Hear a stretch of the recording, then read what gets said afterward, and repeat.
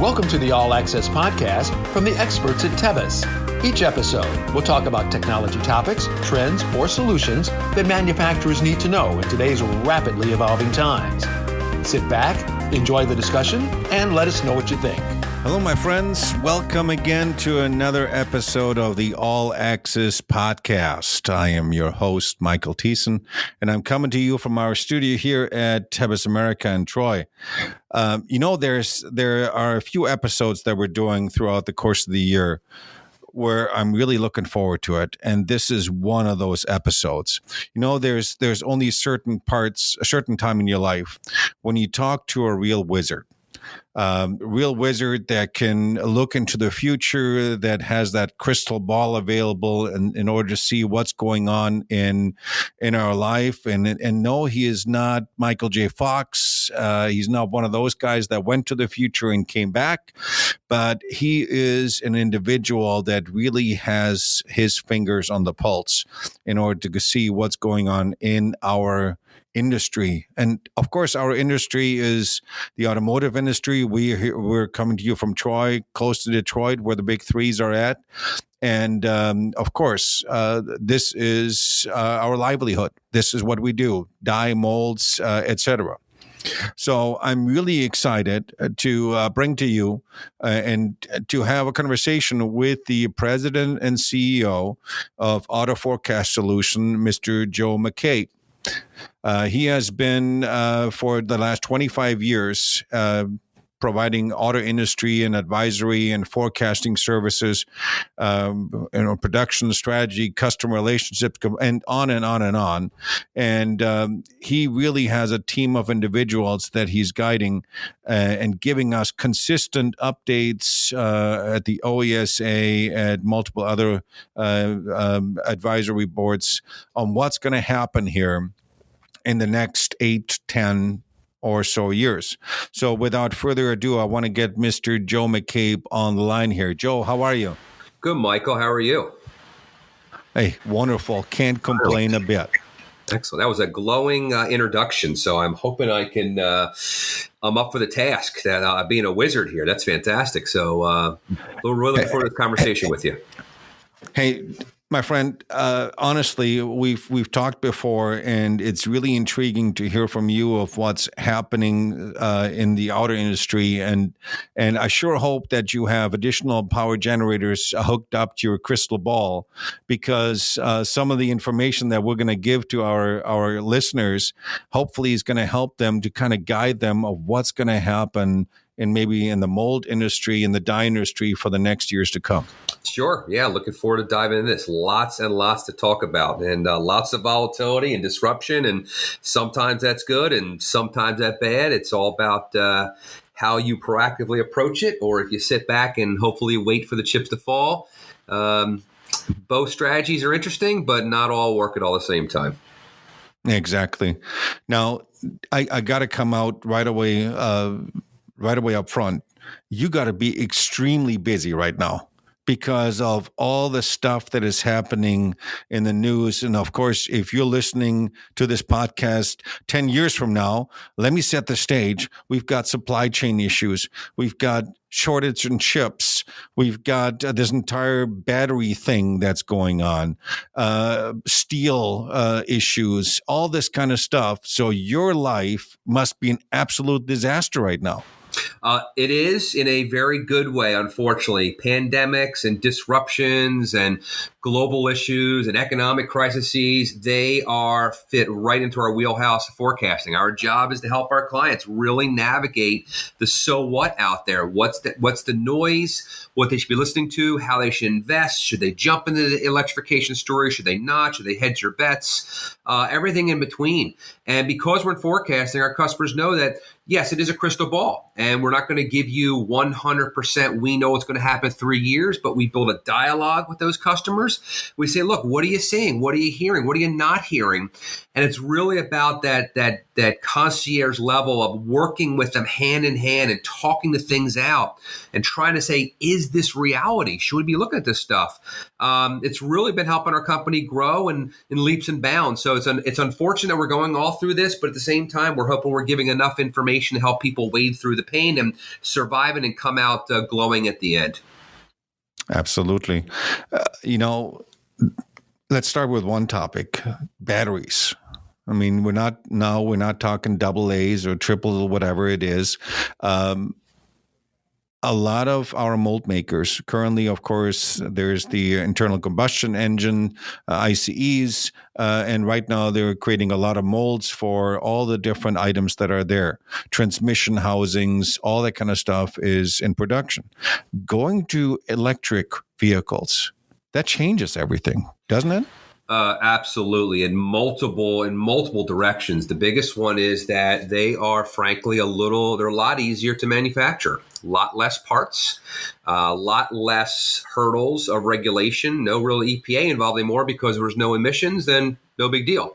When you rip out a whole powertrain, which is not a significant portion of the manufacturing and volume of a vehicle, the engine, the transmission, everything, and you replace that with maybe 2-4 motors, a battery, and a bunch of technology, it is a major shift that is happening. What we're seeing right now is, when we had this conversation 20 years ago and new players were entering the market, we'd say, look, the pie is the same size. There's consumers out there, they're consuming vehicles, and they're all internal combustion engine vehicles. So whatever is the coolest right now, whichever has the best warranty, whatever's winning all the awards, that's maybe get a bigger piece of the pie.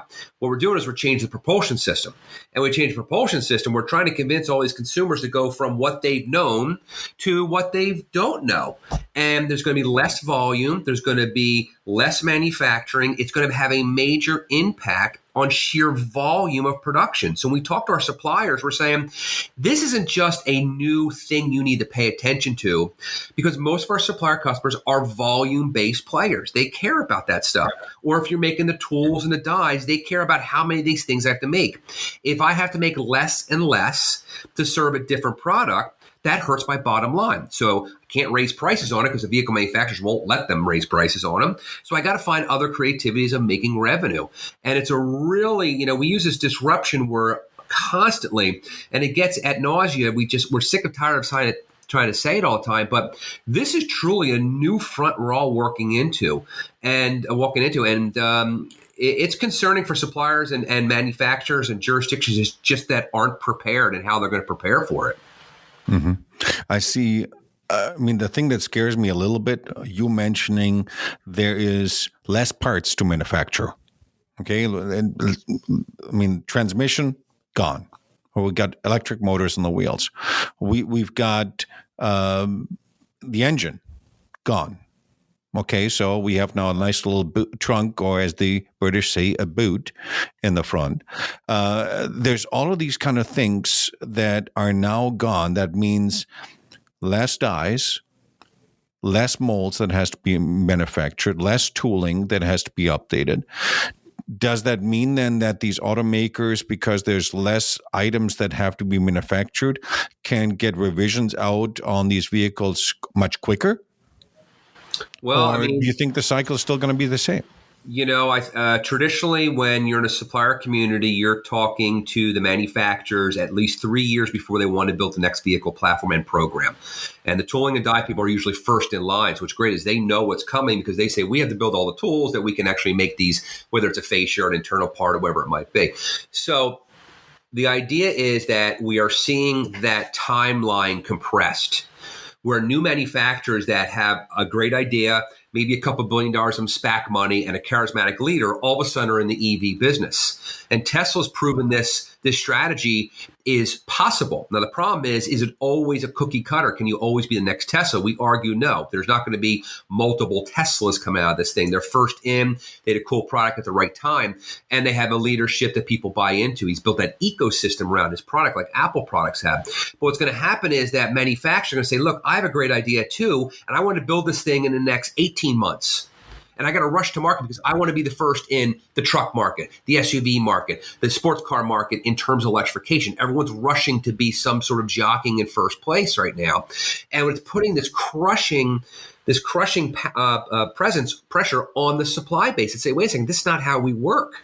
We can't just magically make these things, and we can't commit the tens of millions of dollars of tooling and investment with a product that you think is going to sell $150,000 a year, when frankly you may only sell $25,000 because there's 20 other EVs looking for that same piece of that pie. So that whole idea of trying to plan against it and a truncated timeline in untested vehicle manufacturers, never built a vehicle sometimes in their life, let alone an EV vehicle, and asking their supply base to walk with them into this fire and say, yes, we're going to be the winner, that is a tough pill to swallow. So it's the idea of who the winners are going to be and who the potential unfortunate losers are going to be in this. And it's really what's keeping up the whole supply chain. That's what's keeping them up at night. Yeah. And with battery, I mean, battery powered vehicles is one thing, but we saw it with Tesla. New technology came into play. If I just look at the interior, large iPad size screen, double iPad size screen, all this type of technology, everything is being done via the touchpad on the screen. There's no knobs, no gadgets, no things anymore in there. Everything is controlled via hand motion or touch motion on these screens, which means then for the mold makers, again, less trim that has to be produced, less tooling that has to be produced. So battery is one thing. Technology that comes along with these battery items is another thing. 4 years ago, I was flying back from Germany, and I was sitting beside a guy from, I believe he was from Lear, and he told me, he goes, man, in the next 5-10 years, you will see cars that have no side view mirrors anymore. I go, well, what then? All would you have is cameras. You have cameras on the side, cameras on the back, cameras in the front, cameras everywhere. And the technology changes, which means then, again, less tooling that's going to be produced. And I think battery is kind of enabling this new technology to come into play. I mean, you see the Rams now, they have this big screen in the center of the console there too. Everybody's going to that new area. And that kind of scares me, less and less and less tooling.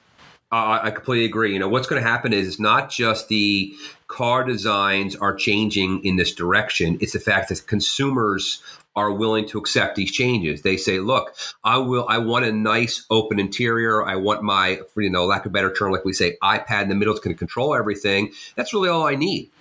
And if you can get away with, as a manufacturer, limiting the need for multiple trim levels, which translates into improvements to your bottom line, which translates into more profitability, which translates into shareholder value going up, which that's the ultimate golden egg at the end. How do we improve shareholder value with different product or different ways of selling these things? Then that's the direction the vehicle manufacturers are going to take.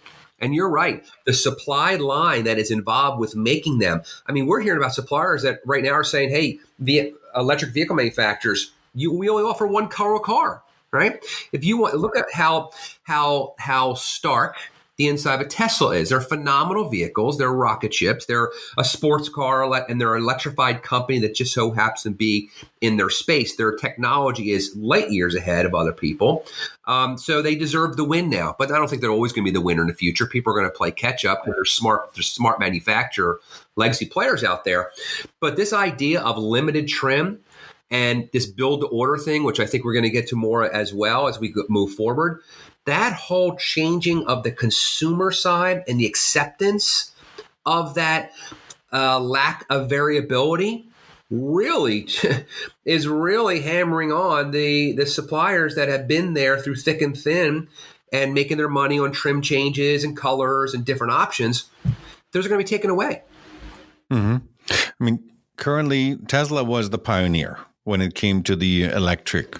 And then all of a sudden, we saw this huge boom. All of a sudden, companies were coming out of the woodworks. You had Fisker, you had then Lucid, you have Rivian, you have all of these electric vehicles coming up with their own ideas, kind of trailing, maybe not trailing, but taking a piece of Tesla's pie. And then, of course, our big threes come in and saying, well, crap, I got to do the same thing. So now we have everybody, and you were right earlier. You said some of these companies, they come in, they've never produced a car before, and all of a sudden they're in this race. Yeah, so two parts to that. That second part I'll address first. The companies that are coming in that are never built a car before are the perfect target for a proactive tool, die, whatever supply chain player. The one that says, look, you need me to hold your hand and guide you to how to build a vehicle in this market.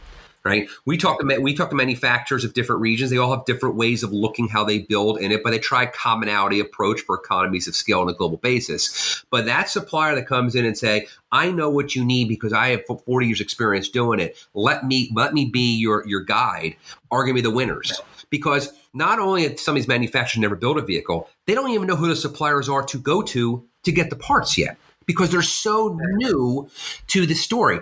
A lot of manufacturers that want to come into North America, especially in the EV space, are going to be forced with, certain USMCA regulations of localized content, right? Getting things done here. They can't always import all their products if they're coming from Asia or Germany to say, hey, I built an electric vehicle and I'm bringing everything in. And you're not going to import those batteries. It's way too costly. We saw the major fire on the one cruise ship of all these electric vehicles that are burning like the sun for, a week. And so that's going to limit that side. So you're going to build where you sell. And if you build where you sell, especially in the tool and die place, these are monster piece of equipment. You're not just pushing handles around, you're building monster piece of equipment. They're going to look for that local player that is helping them, guide them, because they know, like you said, I'm a new EV player. I'm competing against all the new EV players, plus all the legacies that know what they're doing and are waiting in the weeds for their opportunity. How can I differentiate myself? But how do I convince the market that I'm real? And every time a hurdle happens, Rivian went through a hurdle recently, like our costs went up. They tried to push that cost onto their reservation holders. They all screamed bloody murder, and they had to roll that back. But that's the reality of this. This is not an easy business we're in. This is not iPhones we're making once a year. When people commit to a project, it's multiple years to even get it started. And then there's multiple years of maintaining that vehicle. Tesla has proven, to your first point, that shareholder value is truly the ultimate goal. Took them 10 years to make a profit. While they finally made a profit is because they were selling their carbon credits to manufacturers such as Chrysler, pre-Stellantis, FCA, and the shareholders love them. So what happens is the manufacturers say, I'm in. Rivian comes in and day one has an evaluation of $100 billion. Now, it has since dropped significantly because people see it, but they're still in the tens of billions of dollars of valuation with very little vehicles to show for. Lucid, very little vehicles have anything to show for. Tens of billions of dollars of valuation. So when you can get shareholder value up and you can build a model that does it with less product, less manufacturing, less hurdles, less across the board, you're going to say, I'm going to take that path. The supplier is going to say, whoa, I can't play with less. I always need more. So I have a different business model I have to play to. And that's where the real bifurcation the road is going to hit. And that's the pain point that's going to happen in the future of helping the suppliers survive and still building at lower volumes with less content. That's the interesting part that people aren't really diving into yet because they just want to drive this, hey, this electrification thing is here. And we're making it a too big to fail proposition. Right.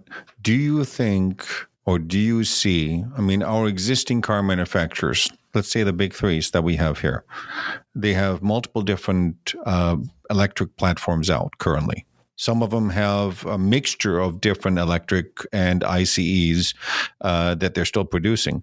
Do you think because of the regulations that they have already imposed on them, that these new players have it easier than the existing? And do you see that they're going to be the dinosaurs? And I saw it on one of the OESA conferences that, we've got in the future going to be Amazon and Apple going to be ruling the world of the automotive market or whatever. Do you see the kind of that happening in your forecasting? I see on paper, it's very easy to say, here's the next shining object. Let's all run to this new fidget spinner kind of thing and see how we can capitalize and make money real fast on it, and not realize that, well, there's going to be something 8 years away from called recycling these batteries. Or if this manufacturer never built a car before, how much should we trust it, because we're trusting the cameras and the LiDAR and everything to make sure it works. There's going to be that initial honeymoon phase of look at this really cool thing. And the legacy players are not dumb. They're legacy for a reason. They're watching what's happening. They're learning from what needs to be done. They're learning from what needs to not be done. And they're going to capitalize on it eventually. I think, in 10 or 20 years, it's a different conversation. You're going to have a lot of leaders. I don't think Tesla's always going to be the leader in perpetuity. And I don't honestly think they don't want to be the leader in perpetuity. If Tesla can get away with building 2 to 3 million cars a year forever, and they can plant their flag and they can fill the capacity of all their plants, they win, right? Look at a $1 trillion company. They win. And they don't need to build 10 and 20 million cars a year to service. And if there's a recall, get in there. They want to be in a nice sweet spot. So we see the others are going to play catch up. I don't think that the GMs and Fords and then the Stellantis are ever going to be, oh no, we lost. They're not going to lose.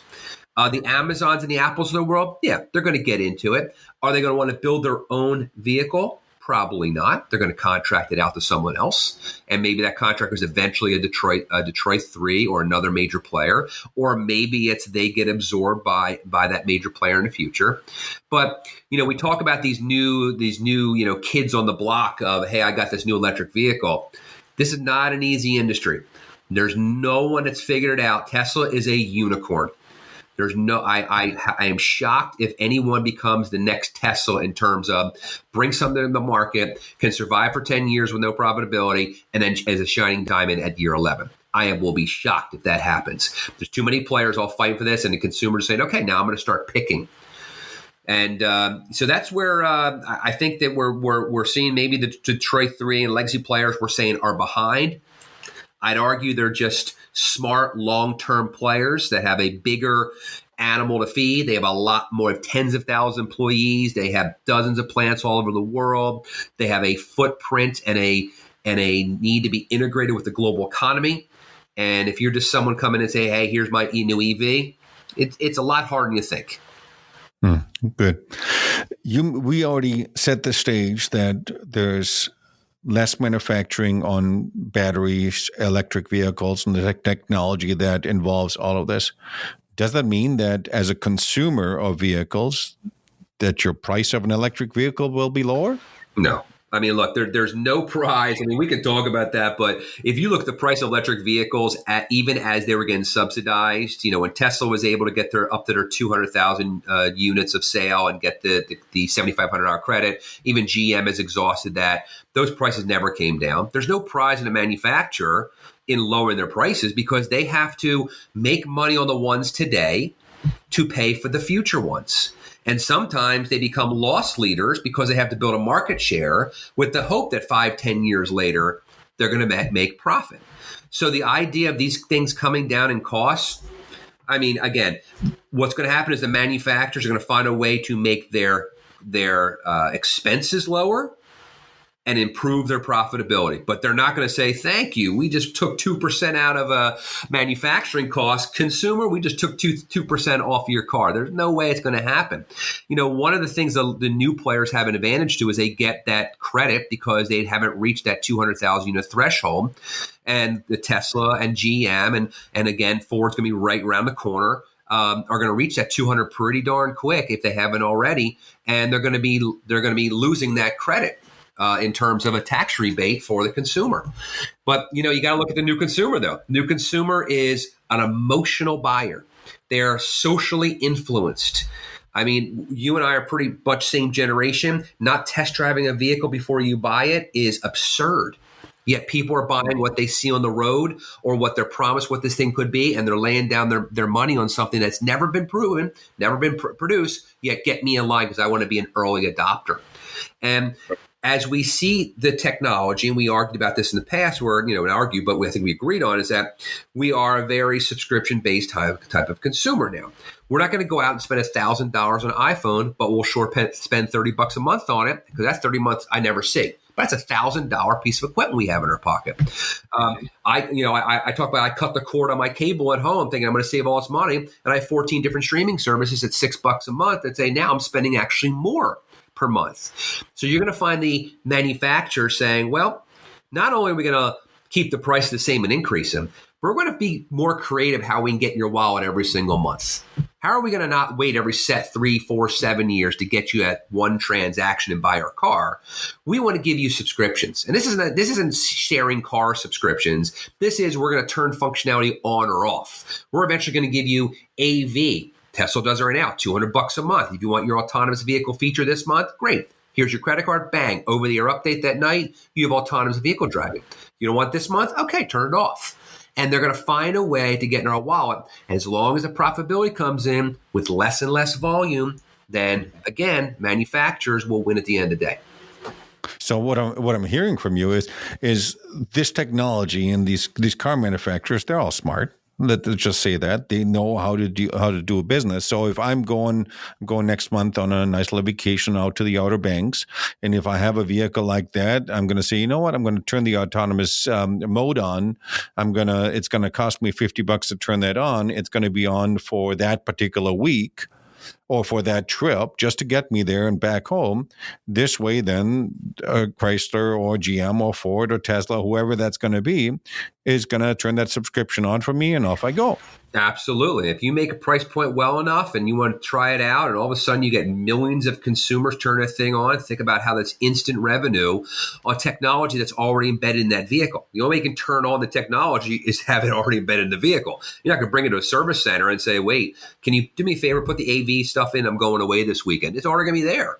Years ago, you'd see the VCRs. Every VCR was the same. The $50 one or the $500 one had the same board in it.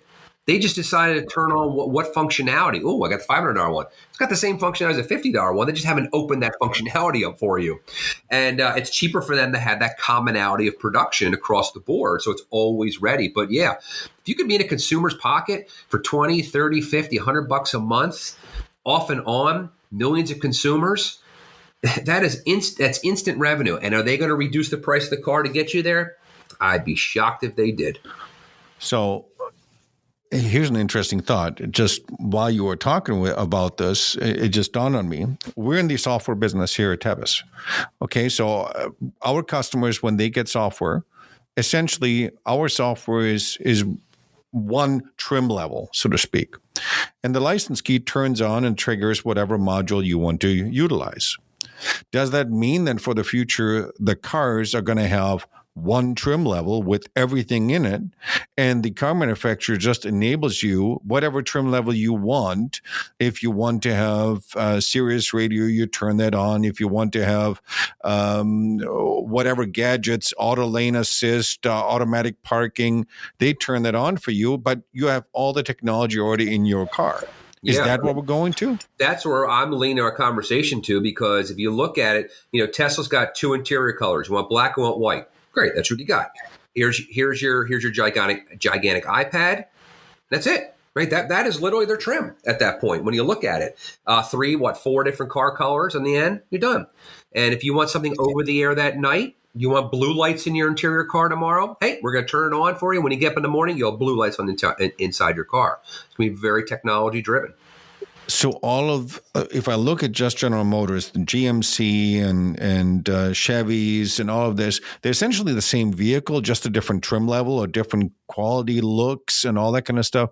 Does that mean we see some of those levels kind of go away because essentially they're the same car? I think it's two things. I think there's going to be a reduction in trim level options available to the consumer, but it's going to be coupled with this new build to order strategy that everyone signed up for. So one of the benefits of COVID is that's forced us as consumers to wait. And when you wait and you say, look, I want a vehicle. Well, there's nothing on the lot. Great. Go online or go to the dealership, sit down with someone, build the car you want. And you might say it in 2 days. You might say it in 2 months. You might say it in 2 years. Who knows? But this idea of when we come out of this, I'd argue that there's no reason to keep 90 days worth of truck inventory on a lot. You don't need the SLT and XLT in every single color just in case that consumer rolls in and says, yep, that's the one I want. They're going to say, here's the one I want. Let me go online. Let me customize it to me. And I'm going to get it from right to my door, whether it's via the dealership, it's going to call me when it comes in, or delivered to my door. Most likely the former one, because you can't really kill off the dealerships. You got to get more creative with them in terms of, I think, sell business. But there's a cost involved with keeping inventory. You got to keep the cars clean. You got to roll them around so that pitting on the rotors doesn't happen. You get flat spots on the thing. You got hailstorm. You got to insure these things. And the list goes on and on at a dealership. If we can live with a build to sell strategy, then you're going to say, yep, here's your 4 trim levels. That's it. Here's your customization, and we're going to deliver it the way you want to deliver it. And they'll be able to control that. But I think they're going to offer less and less, because there's no prize in building all these separate trim levels. If you convince the consumer you want this vehicle, here's your 3 options. Take it or leave it. Right. Well, perfect segue. You switched immediately into where I was going to go next, and that's our beautiful supply chain that we have currently. And you said you're 100% correct. If you drive by a dealership nowadays, you see a very reduced vehicle count on those items. And I'm going to push you a little bit on this entire thing, that customers are accustomed now, because of COVID, that they're accustomed to wait. I mean, I have a friend of ours that bought an Explorer. He waited for, a year to get it in beautiful blue color with everything. And do you really think in our society currently that people want to wait, or that, because if I look at Amazon, you can get your stuff ordered in the morning, get it in the afternoon. It's instant gratification. I have these things right away in my hand. By now waiting for over a year or 3/4 of a year until I have that shiny piece of object sitting in my driveway, do you think clientele is now reprogrammed to say, okay, it's absolutely okay that I'm going to wait? I think not everyone's obviously reprogrammed to that. If you take a U.S. consumer as a model, how dare you tell me I need to wait? I want instant gratification. That's just how we're wired. I think it's going to be a thing over time. But again, if you only offer certain options, if you say, look, if you want this when it's on the lot, here's the sticker price. And they're going to put their marquee products on there. They're going to put something that, the models they want to push a little bit. But if you're willing to wait, we're going to give it to you this way. And I think people will say, you know what, maybe I can wait 2 weeks or 30 days. Right now with the chip issue and Russia, Ukraine and China, everything in between, look, it's not 2 weeks we're waiting. We're waiting months and months and months. But let's say when we come out of this pain and chips are in huge supply and everything, we're all getting amnesia because we think no new pandemic's going to come in the future. I think you're going to see this idea of building a machine that says, okay, you're going to wait 2 weeks if you want this trim level, 3 weeks if you want this one, 4 weeks if you want that one. So your instant gratification becomes, all right, I'll wait 2 weeks. I'll take that one. So I think it's going to be a hybrid model. It's not going to be 0 things on a dealership to do. But again, if you can take the cost structure of maintaining that vehicle on that lot and roll that back into profitability of the vehicle, that's a big win for the vehicle manufacturers. So I think it's like electrification, tail wagging the dog. We talk about electrification, but it's a very small subset of consumers that are actually doing it. It's just growing at such a rapid pace and such a global issue that's the hot topic of every conversation. You're going to have that with the consumers. You're going to say maybe 10, 20% of consumers are willing to build to order. Great. Let's take 10, 12, 20% of my inventory off the lot. Now we're at 30%. Great. Let's take 30%. And eventually you'll whittle it down. It's not going to be a light switch moment, but it will be this idea that when we're having this conversation in 15 or 20 years, the definition of a dealership experience is going to be completely changed. Mm-hmm. Let me shift gears there quickly, because there is a concern of mine, Because nowadays when you drive on the streets, you see electric vehicles everywhere. I mean, this morning I drove in, I counted 5 Teslas that drove by. I've got a couple Priuses that I followed, and all of this. You see more and more and more out there. That means then, if there's more vehicles out on the road that are electric, guess what? I got to plug them in. And where's that little thing coming from? That little electricity, it's got to come from some kind of power plant. The administration said somewhere 2030 we're going to have X amount of electric vehicles in our U.S. area in there. Does that mean? I mean, I lived for a while in California, and I've seen rolling blackouts, and I've seen during the hours of whatever, 10 o'clock and 4 o'clock, you shouldn't be utilizing your air conditioners because it draws a lot of power. Is our structure set up for this? No. That's my concern. Yeah, in a word, no. I mean, the government, honestly, I take it as the government thinks we're playing a game of Sim City. I'm just going to drop a little plant on my laptop. Ooh, there's an electric vehicle. There's a chip manufacturing plant, and there's more capacity for electricity. It's an interesting topic because every time we have these conversations, this push and pull and electrification is allowing it to sort of stay at a manageable pace. And as long as it's at a manageable pace, hopefully infrastructure can catch up until it takes off. If it was going to take off tomorrow, we got a problem, right? There is not enough plugs in the world. There's 4 things. There's range anxiety.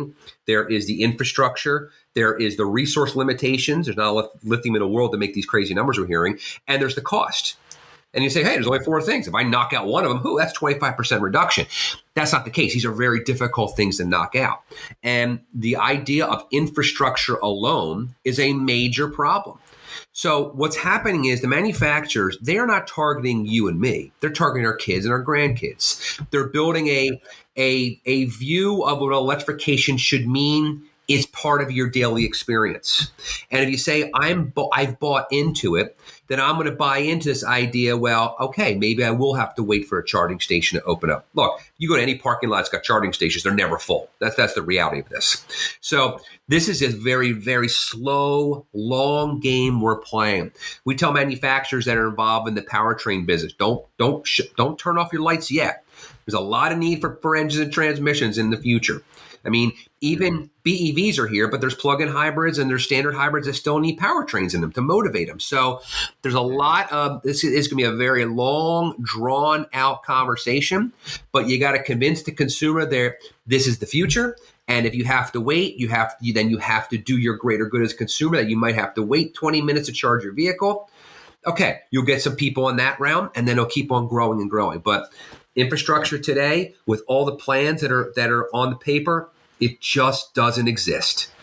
I mean, can you imagine yourself, you're driving to Florida in an electric vehicle and you got to stop every 400 miles or so for another 20 minutes or an hour in addition, just to recharge the engine or do whatever. I mean, sure, you can stop and have lunch or dinner or whatever, and during that time you charge it. Okay, I get it. But kind of like me, that is driving nonstop and I'm just getting in the car, stop at McDonald's, have a cheeseburger on the go while I'm driving. I can't do that anymore because I need to charge it.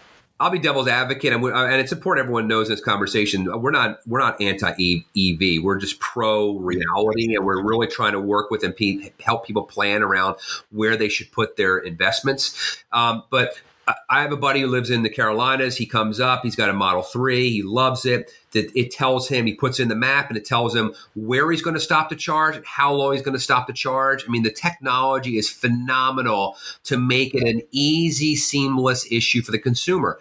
Now, you pile on $5 gas, and, this is a whole other political conversation we're not going to have right now, but you pile on this idea of forcing people to really think about $90 to fill their tank every time and what should they do with their new future strategy.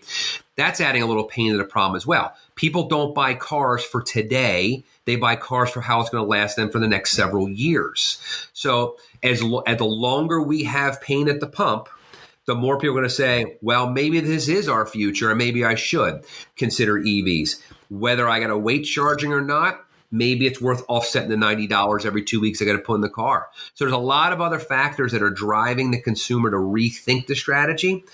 Most EVs that come out right now, 250-mile range is the new standard. It used to be 40 miles. Now it's 250. That will handle 90% of the consumers, more than that, in terms of their daily load. Yeah, you might have to once in a while, a long trip with the family, plan it out. But again, you got to weigh out the pros and cons. So that's where we're at right now. It's a difficult conversation, and we're all trying to have it, but they're trying harder and harder to say, yes, this is how EVs are going to get over those 4 major hurdles. Do you see with right now, you mentioned our gas prices are just sky high, through the roof. I'm not looking forward going to the Outer Banks in my Jeep. Just say it this way. Driving on the beach, yes. Do you see that we're going to see a repetition of what the 70s was?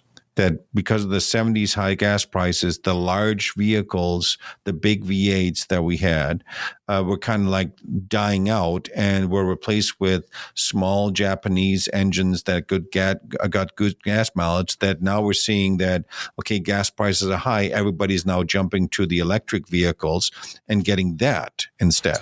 Yeah, that's the hope of the manufacturers and investing big in electric vehicles. They got to find a way to recoup some of this tens of billions of dollars investment. Over the last decade, we've seen the basically the elimination of V8s to V6s, V6s to inline fours have turbos on them, EcoBoost, whatever it might be. So that's been going on for the last 10 years. We see FCA getting out of the Hemi business. And replacing it with 6s and electric vehicles. Tesla's proven, if you want this awesome torque and this rocket car experience, it's doable in an electric vehicle. You're not going to, there's some consumers just not going to move them off of that muscle. But yeah, that's been something that's been going on for years. But now they're at that tipping point of going, well, I can't bring down the engine and transmission combination, CVTs, whatever it is, enough. I can't add 14 different gears into it. My cost doesn't make any sense. So now I got to push people in electrification because that's the next one. You pile on the stick and the carrots, right? The incentives and the penalties. The government is penalizing manufacturers that if you can't make your carbon footprint, you will have to pay. So now they got to put that into their cost structure. Say, geez, I may have a consumer out there that still wants this vehicle, but I'm going to lose money because of the penalty that the government is placing on me. I'd argue electrification is not a consumer-driven phenomenon. It is a governmental and environmentally driven phenomenon. And you don't have to be an environmentalist or anti or pro. Who's anti-environment? No one's anti-environment. But there's a huge push on why we need to do it, and consumers are then saying, yeah, but I don't want to consume that. But if they're limited in what they can get in the future, they might be saying, okay, well, now I have to buy this thing because it's the only one available, because the costs of the IC engine variants are going up because the vehicle manufacturers are getting penalized to build them. And that carrot is the only way that stick is really the only way this thing moves forward. If you just say, here's an EV, take it or leave it, without penalizing the manufacturers or incentivize the consumer, we're talking lightweighting again. We're not talking EVs anymore.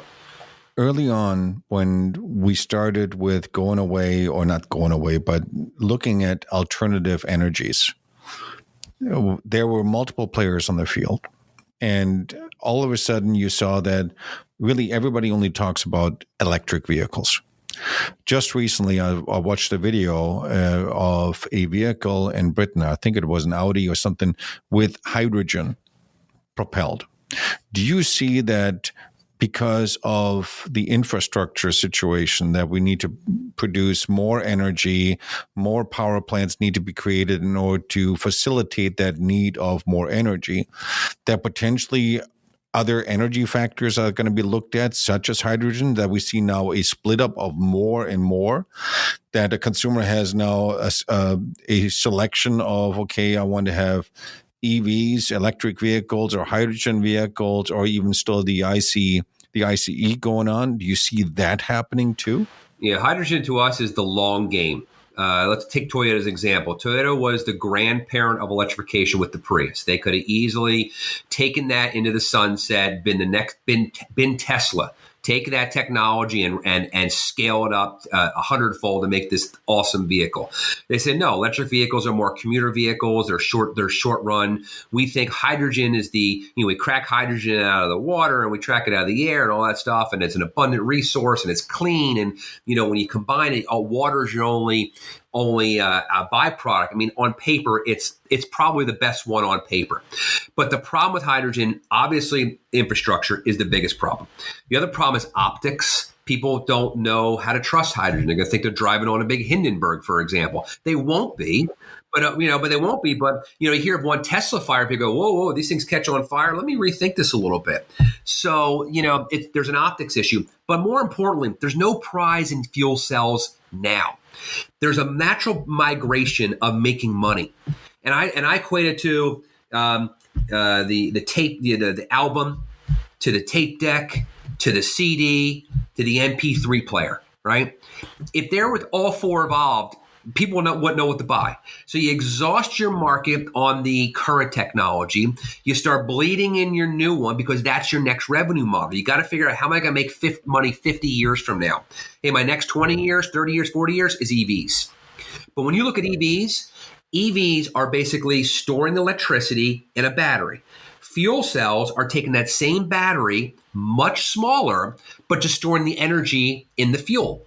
So if you would convince a consumer to look at an EV, the next round for them in 20 years is fuel cell. But you got to convince people EVs first. You're not going to have a fuel cell. You're not going to have an IC consumer probably jump to fuel cell. They'll probably jump to EVs, and then you'll change your power, and your power then will change it into fuel cell. So it's the long, long game. It is a great technology. No infrastructure, same problems occurring, but you use less battery. But major problems with getting into market. So you're talking about 20, 30 years until any kind of scale of fuel cells really takes hold. So power up your crystal ball one more time. For our listeners, the mold makers, the die makers, right now they're extremely busy because they're producing molds and dies for the electric vehicles and the ICE vehicles. So they're extremely busy right now. When do you expect that the amount of molds and dies are going to be reduced because they're only producing electric vehicles at that time? What's that time? Boy, that's I would say you need to be prepared in the next 5 to 10 years. It's not just the migration to electrification. It's also the elongated vehicle programs that manufacturers are using that say, I don't need a brand new tool or die yet because I'm going to make this thing last a couple more years because maybe I'm not 100% convinced EVs work. We already see the Detroit 3 having this issue. Well, maybe we should push the EOP of the end of production of this vehicle out a little further, because we can't just light switch moment, bring all electric trucks in and all of a sudden have no IC trucks, and we're going to lose our bread and butter. So maybe we should push that one platform out a little further. The problem with that is the tool and die manufacturers go, wait a second, I thought this was going to be a 5-year life cycle. You just made an 8-year life cycle. I need a plan for the next one. And you just told me that my plan is now moved out 3 years. So it's not just this, you're going to have less and less content and trim levels in the EVs. It's the elongation of the existing ones, and when they migrate to the next ones, which might cause a little more short-term pain for those mold and die manufacturers. Right. Well, Joe, I could be talking to you forever. There's so many more questions that I want to ask about onshoring of manufacturing, maybe making chips here and all of this kind of stuff. But unfortunately, we got to power down that crystal ball for a little bit in order to catch our breath. Are there any advice that you can give from your forecasting that you have seen that maybe our listeners can take a little bit with them and utilize this for planning? And where can they go maybe to find some more information of what you have just mentioned? Yeah, thank you, Michael. So I've been forecasting business for 25 years. We forecast every vehicle built worldwide for the next 8 years, who builds it, where, when, how many, update every month down the powertrain detail level. So what that means is I've seen the pitfalls. I've seen the 2000s. I've seen the 2008 and 9. I've now see 2020 through 22.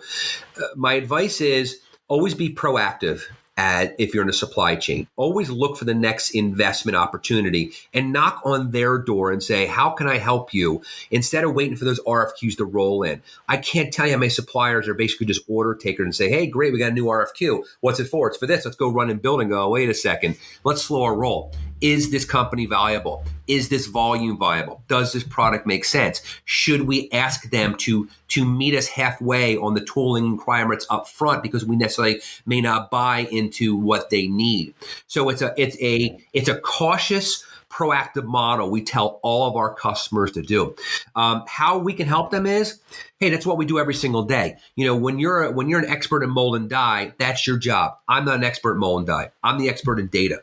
When you want someone expert in data, you shouldn't just say, I'm buying data now. Oh, crap, I'm a mold and die provider. Now I got to be an expert in data because someone just sent me an Excel spreadsheet.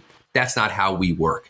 We actually work with our customers in a concierge hand-holding experience, helping them understand the pitfalls, helping them validate, hey, does this RFQ really make any sense or not? And the things that the data tells you, but the things that data doesn't tell you. And sometimes that's equally important. And basically, at AFS, that is our strategy. We've got a team of experts that can bring that to light. We love to work, obviously, with your audience more, do much more with you, Michael, and your team. This is something that's been really exciting on my part here, really healthy banter. But that's the idea, is really paying attention to the market shifts, not running into every fire and say, hey, this is where we got to be, being methodical. And how do we approach our business to be around for not just 2 or 5 years, but 20 and 50 years? Awesome. Joe, with that said, you framed it nicely. Thank you so much for being on the All Access podcast. I guarantee you're going to be on in the future again because you know what? We can't live without data. That's true. So Michael, thank you again. so much. Yes, a great time, and I'm looking forward to the next one. Awesome. Well, you heard it from the wizard himself with his crystal ball. He has really his finger on the pulse of what's going on. And, EV cars are here to stay. It's up to us what we're going to do, how we're going to deal with it. And we really got to look at the data. We really got to look at the information that's in front of us to make solid, knowledgeable decisions, and we shouldn't be afraid of the new technology that's out there. I mean, if I was not around when Henry Ford got the first car out, the gas stations were not yet there. It's the same thing that we're running into right now. We just got to be smart of how we're dealing with it, and it's for our kids and grandkids, really, and they're going to be experiencing this. So if you have any future topics that you would like us to cover, please get it to us at marketing@tebususa.com. We'd love to always get from you the input of how you like the podcast. Get it to us. If you want to really look into what AFS is doing, go to AutoForecastSolutions.com and get some more information from that. Get in touch with Joe McCabe, and he will power up his crystal ball for you and give you that information. With that said, thank you all for listening, and have a successful and wonderful rest of the week. Have fun. Bye-bye. Thank you for joining this episode of All Access. Please leave a comment or review with your feedback or what you'd like to hear in future episodes. To learn more about manufacturing technology solutions and Tebus's capabilities, visit our website at Tebus. That's TEBIS.com.